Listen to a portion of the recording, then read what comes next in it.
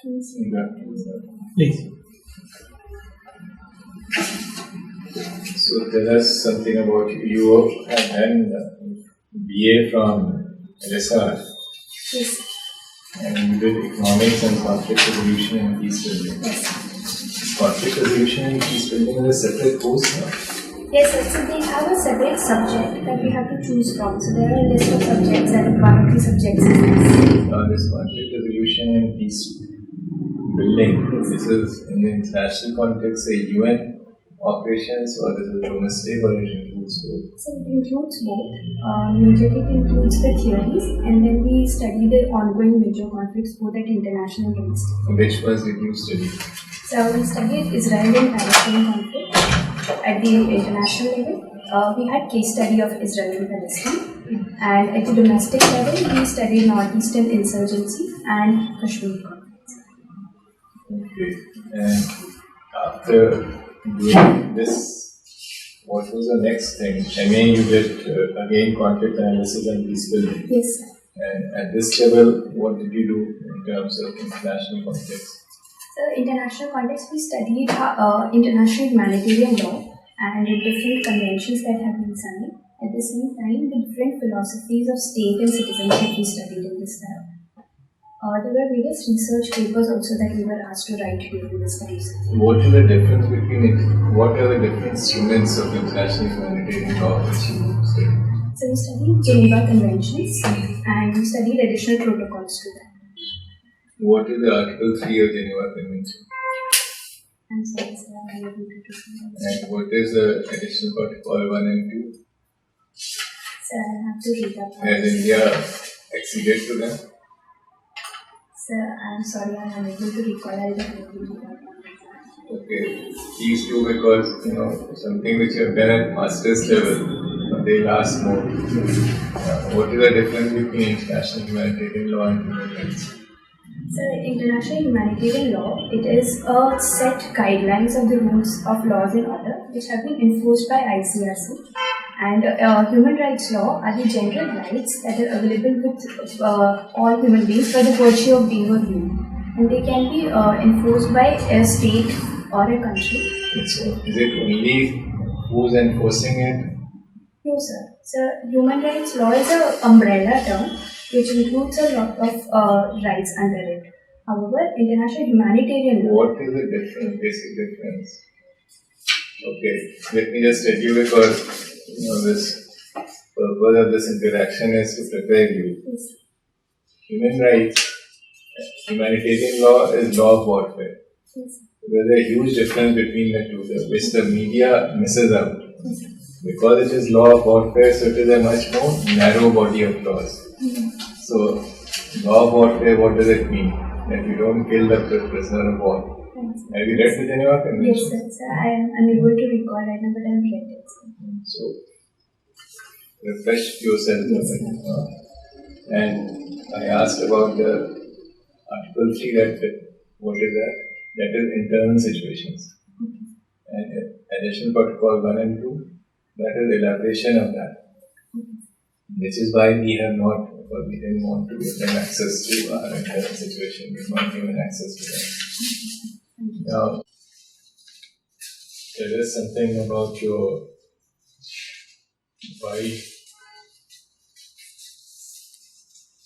You said that you have studied also Middle East, Israel, Palestine.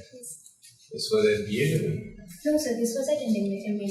So at BA level, we majorly focused on the theories that were Okay, there. Israel, Palestine, tell us about the President Trump's recent Yes, sir. So President Trump, proposal. so he has proposed, basically in a short sense, in a crisp sense, he has supported the two-nation theory in the Israel and Palestine, where he has declared that the entire Jerusalem will be the capital of Israel. However, the eastern Jerusalem, that will be declared as the capital of Palestine. Apart from it, he has also mentioned that the settlements that are there at the Gaza or of the Israelis, they will stand upright and they will be there and will not be asked to uproot it from that land. This move has been questioned by the Palestine, where they say that it is a purely one-sided view of the conflict, where we were not even considered or consulted about the plan of the proposals. Is there any other aspect? You said that entire Jerusalem will be capital of Israel, but Eastern Jerusalem will be part of Palestine. So the Jerusalem with contested territory, where Israel and Palestine both disagree on, that part will be given to Israel as its capital. However, the Eastern Jerusalem, that will be given to Palestine. Okay, now the third aspect, which is right of return of refugees. So he has denied that. Settlement, what does it mean? West Bank will be absorbed in Israel. Anything else? Okay. And what about Golan Heights? So Golan Heights, I don't know what he has talked about Golan Heights in his proposal, but Golan Heights is a territory which is under Israel, and it was initially the territory of Syria. Okay. Kashmir, what are you? You said that you did that also part of. Yes. Have you done? Okay. Can you tell us what is the way out of the Kashmir conflict? It's highly, there are different views. Give us your views. So I think, according to me, one of the major issues that is in Kashmir right now is the feeling of alienation that exists in the people of Kashmir and the rest of the citizens of India. So when the alienation is dealt with, I think we can come up with a better solution, and that alienation can be dealt with in various ways. It could be development, economic development, it could be employment to the youth, it could be cultural initiatives which basically bridges the gap. At the same time, dialogue with the representatives of Kashmir. I think the dialogue is missing. So, what is the economic status of Kashmir? Are you aware that Kashmir, earlier JNK was very good in economy? Very good in economy. So I'm unaware about the indicators per se of economics. Okay. So, you have your optional subject sociology. Yes. So, has there been any changes in social mobility in India? Yes, sir. So there have been a lot of changes. Initially, in the ancient time, there was a lot of caste rigidity that existed. However, with the advent of education and more career opportunities, we see that there is an increasing mobility that is available to different caste groups. At the same time, different genders. Females have also started coming up the social ladders. Mm-hmm. So, there are some study in Indian society by some sociologists like Dubey and Evan Srinivas. Sanskritization and westernization is also a talked about concept. So, how do you describe this Sanskritization and westernization concept in social mobility? So, Sanskritization is a concept which was given by M.N. Srinivas. He said that Sanskritization is where the different customs and the traditions of the upper caste are imitated by the lower caste in order to ensure that they achieve a higher status in the society. Mm-hmm. So, this is one of the means of social mobility. Another means of mobility is westernization. So, westernization is where the Western ideas and the opportunities are taken up by the Indians in our society and they achieve higher status. That also leads to social mobility. So, Sanskritization and westernization, these are both the concepts of social mobility. We have seen various examples in our society as well regarding this. Sanskritization, we see different castes and coming up the social ladder, and westernization, we all have been part of westernization. So, is there been any real or substantial social mobility after Sanskritization? Have you any example? So there is positional change definitely after Sanskritization, but not structural change. Mm-hmm. Structure still remains the same, but there has been position change in different communities. And what is the effect on the concept after Mandal Commission? Yes. So I think Mandal Commission has accentuated and also given force to the existing concept of caste structure, because it is giving a positive benefit, an affirmative action to the lower castes. So it gives a caste consciousness. It has strengthened the caste consciousness. So how serious is coronavirus? So I think with the limited information that we have and the lack of transparency, I think still it is a very big threat to the entire world right now. So what steps have been taken by WHO and China? So I just need a clarification, but the World Health Organization? Yes. So the steps that have been taken by World Health Organization is they have given it a dedicated name to it, COVID-19, which will ensure that the virus is well known and people know what are the symptoms and what are the consequences of such virus. So basically WHO has spread awareness about it. At the same time, China has also taken various steps. China has taken curative steps. So it has taken steps once the virus has occupied the entire country, almost the entire country. So they have locked down the Wuhan province, and they have ensured that the people who have been affected, they're kept in a quarantine condition, sir. So they are not able to interact with the outside people. At the same time, they have also collaborated with different countries to ensure that their citizens are safe in the country. Okay, my last question. What are the specific things about Nagaur? So Nagaur is the home district of me and my parents. It is the district where for the first time Panchayati Raj. That's a good answer. You can say it's important because I was born there. Yes. Someone made you say that. The district is important because I was born there. Some people have found that way also. Okay. Sometimes it's good. When you light and they pass away. Anyway, it's carry on. So it is the district where Panchayati Raj institution was set up for the first time in India.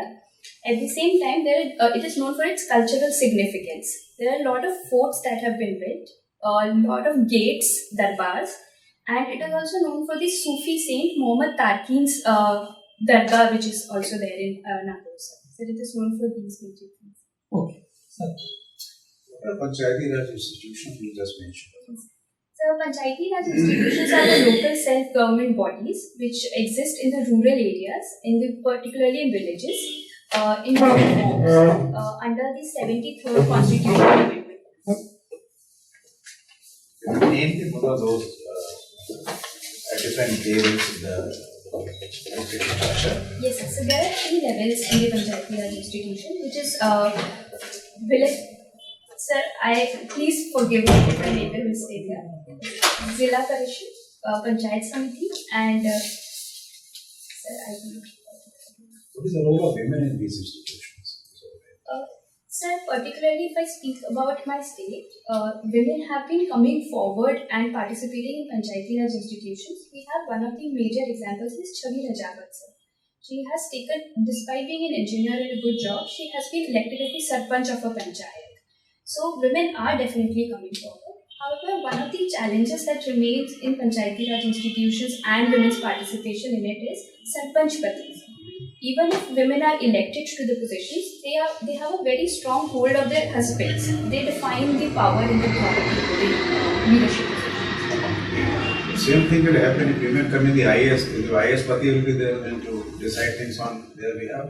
So I think it's why husbands decide on the women's decision-making power is because of lack of education of women. They are not aware that they have the sole right to make their decisions. So if I talk about IAS, I think when a female reaches the position of a civil servant, they are well educated enough to know their rights and take actions accordingly. Has government done any reservation for women in this institution? Yes, sir. There is a reservation for Panchayati Raj. What is the percentage reservation for women? Sir, it's 33%. What about the state assembly and the parliament? Sir, the debate is still going on. So the bill have been presented in the parliament, but it's still pending to be approved. How long? The bill is pending for a pretty long time. Yes, isn't sir. it? Yes, sir. But this kind of question might, be asked what you like this way you're spending. So that is one. Then you read newspapers. What are the headlines today? Which newspaper do you read? So I read Indian Express. This is the anti-establishment people say. Is it true? So Indian Express? Yeah. So it's one of the viewpoints. Okay. So you should read both the viewpoints. Yes, sir. You read Times of India also. You get both the perspectives. Anyway, what are the headlines today? Sir, in Indian Express, one of the headlines is that Sir Masood Azhar and his family has escaped Pakistan. That is the statement that is given by Pakistan officials. This is one of the headlines. Second is Shah Faisal of Which statement? it's in Indian Express. So Shah Faisal, he has been convicted. He has been accused of spreading soft separatism.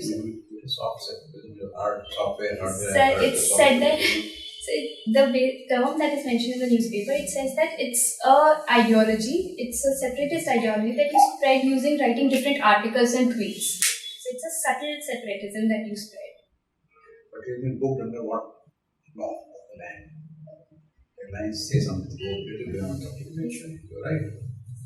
So I think Headlines are for some other reason as well. yes. What is that? So I think it's Public Safety Act. What is that act? How is it different from the normal law of the land? So I'll have to read it.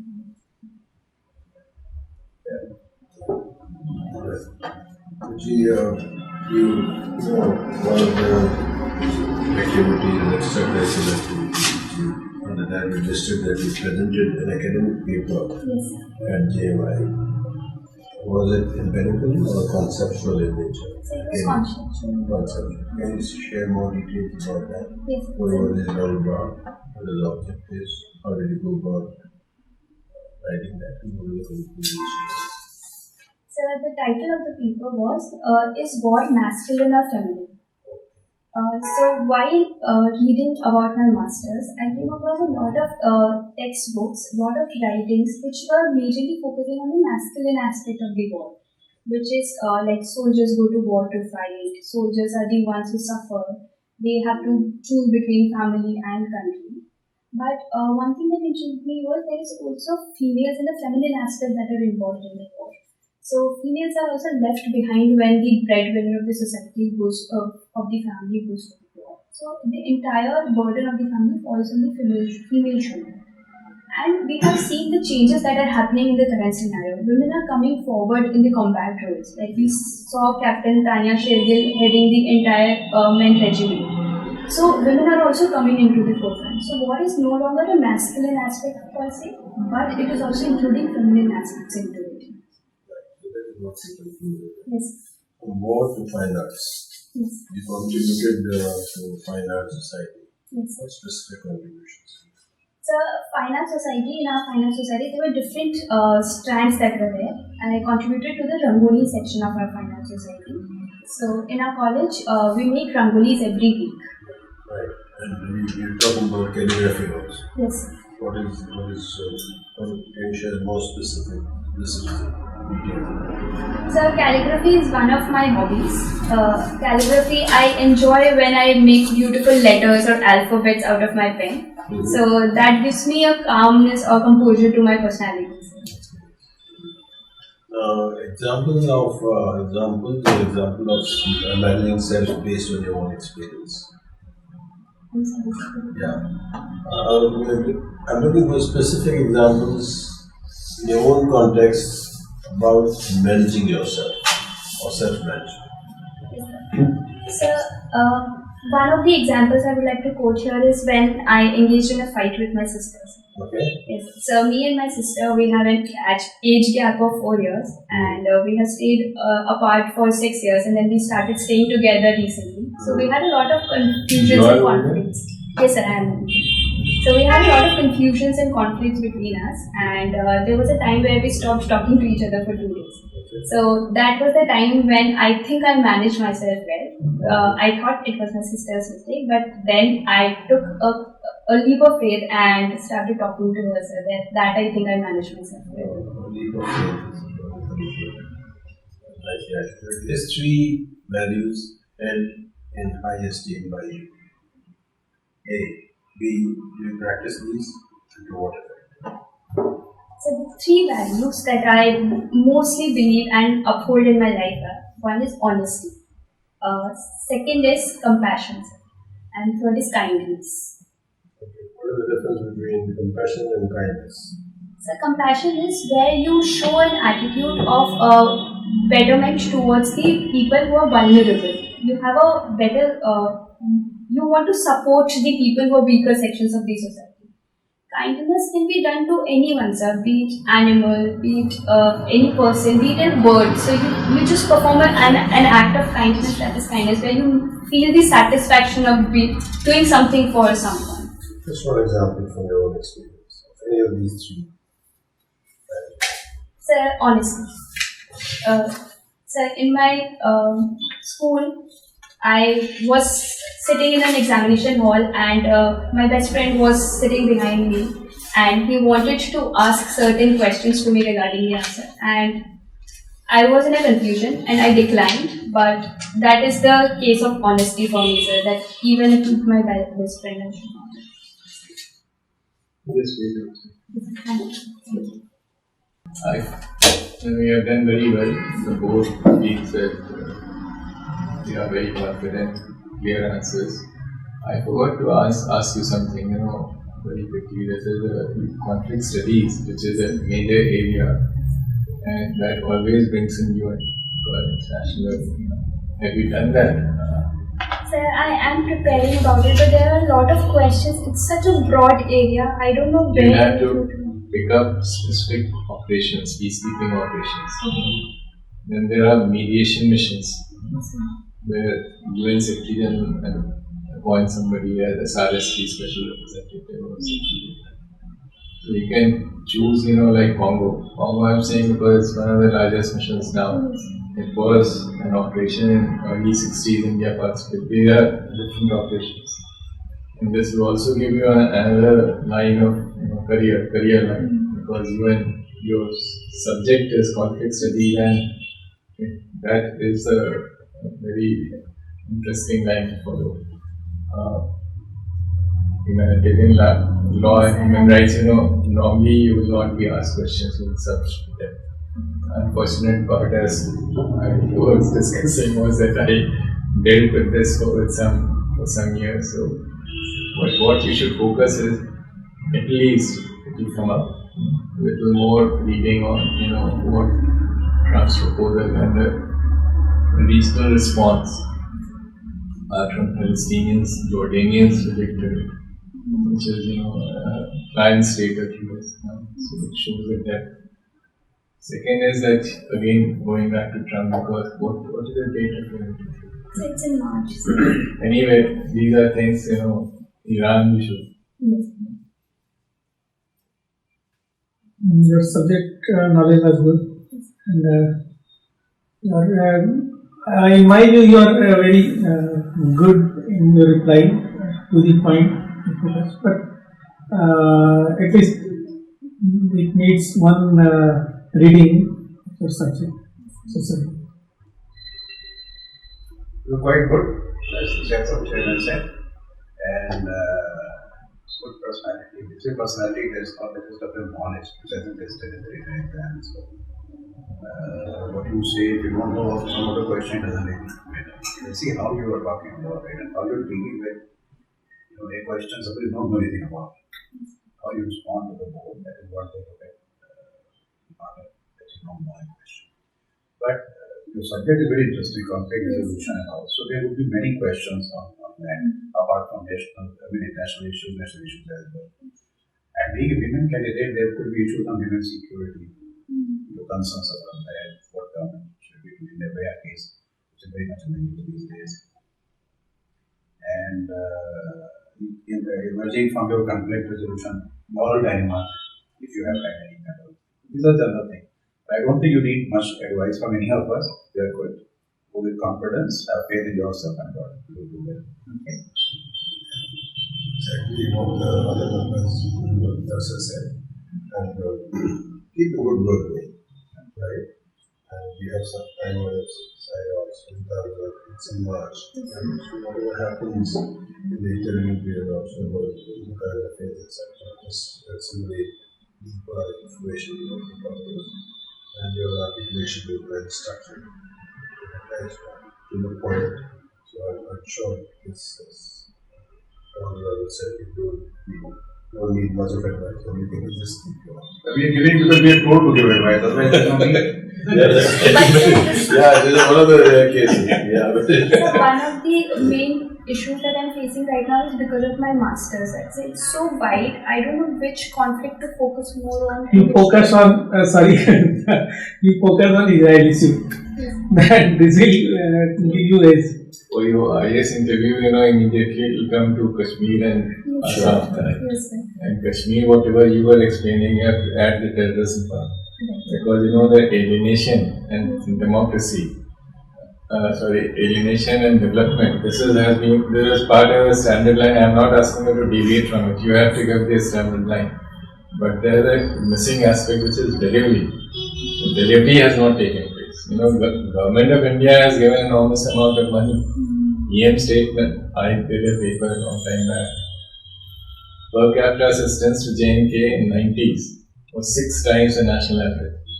EM recently gave a statement 10 times the national average. Why hasn't that made a difference? So there is a gap somewhere about the actual delivery.